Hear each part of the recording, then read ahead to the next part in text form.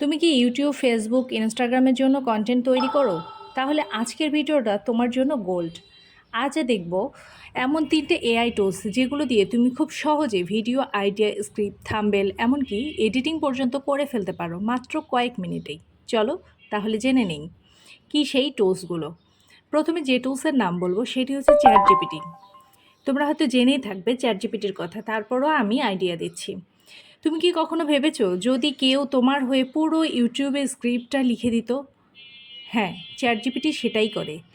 তুমি বললে how to start freelancing in 2025 একটি ইউটিউব স্ক্রিপ্ট দাও, চ্যাট জিপিটি সেকেন্ডের মধ্যে তোমাকে হুক, বডি এবং কল টু অ্যাকশন সব কিছু স্ক্রিপ্ট বানিয়ে দিবে।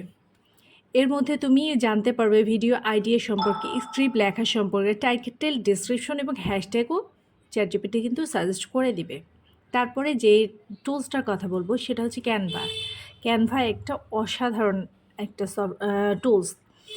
ভিউ পেতে গেলে থাম্বনেল সুন্দর করা খুব জরুরি। ক্যানভা দিয়ে এটি খুব সহজে করা যায়। যেমন ধরো, ক্যানভার যদি ম্যাজিক রিসাইজ বা এআই ব্যাকগ্রাউন্ড রিমুভের ব্যবহারগুলো তুমি জানো, তাহলে 5 মিনিটেই চোখ ধাঁধানো থাম্বনেল তৈরি করতে পারবা।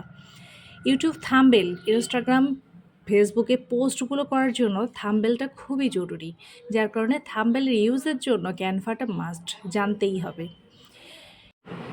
এরপর যে বিষয়টা নিয়ে কথা বলবো, যে টুলসটা নিয়ে কথা বলবো, সেটা হচ্ছে ভিডিও এডিটিং এবং এআই ভয়েস ওভারের জন্য ডিসক্রিপ্ট, এই টুলসটার কথা।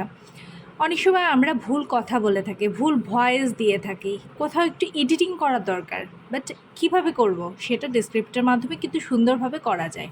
ডিসক্রিপ্ট শুধু টেক্সট এডিট করলেই ভিডিও থেকে সেই অংশ কেটে যাবে, এমনকি তোমার ভয়েস দিয়ে এআই জেনারেশনও ভয়েসে তৈরি করতে পারে, যার কারণে এটা খুব হেল্পফুল একটা টুলস।